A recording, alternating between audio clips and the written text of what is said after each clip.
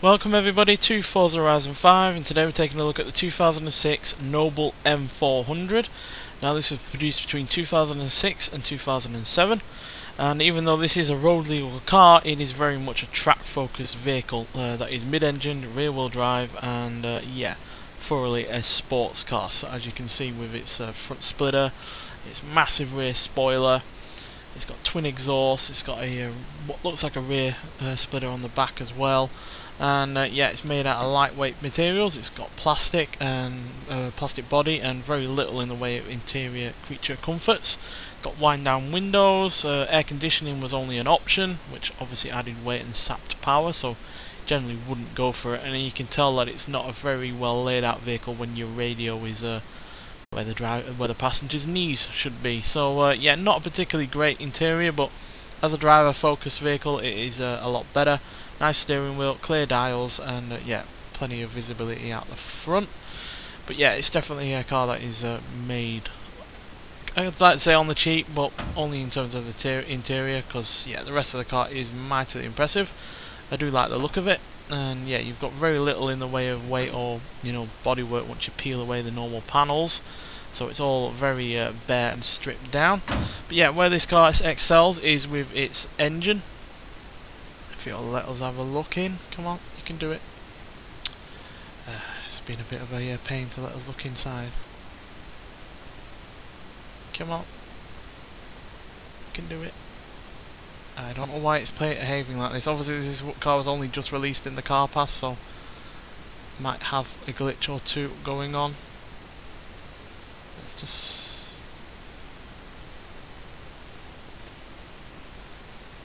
Nope, it's not letting me. I do apologise for that. But yeah, it's a 3 litre twin turbocharged V6 producing 425 horsepower and 390 pounds-feet of torque. Now this is the engine that was used in the Ford Mondeo ST220, but they've radically overhauled it because that car only had around 220 horsepower, so you got more than 200 horsepower extra.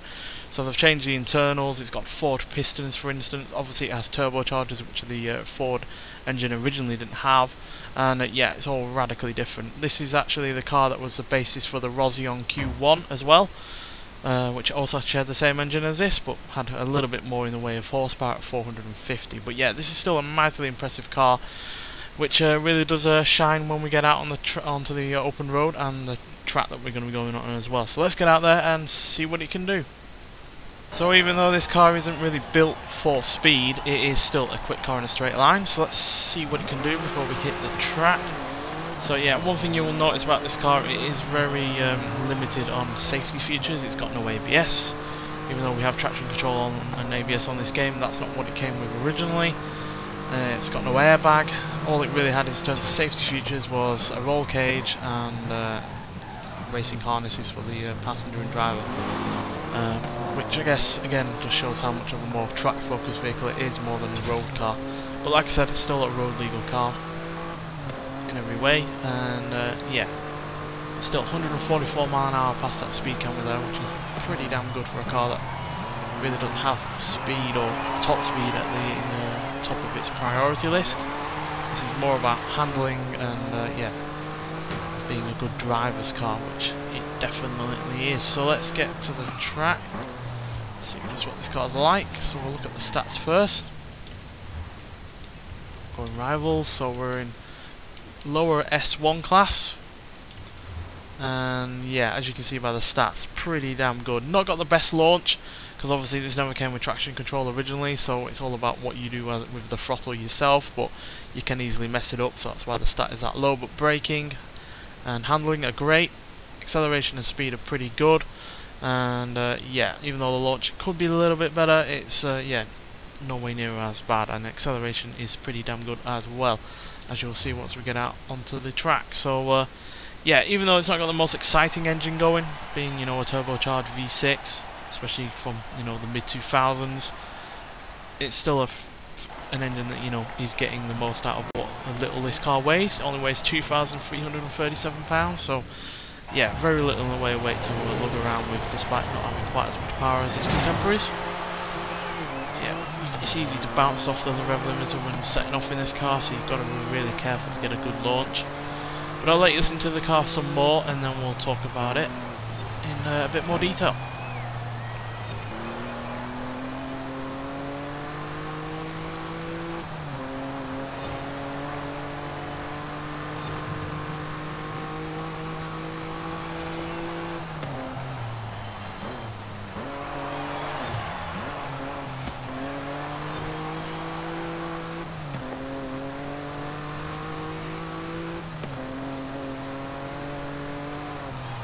So yeah, even though I do slate the fact that it's not got the best sounding engine, you know, there are contemporaries from when this was released that have far better sounding engines. I think for a V6 that is twin turbocharged, it doesn't sound half bad.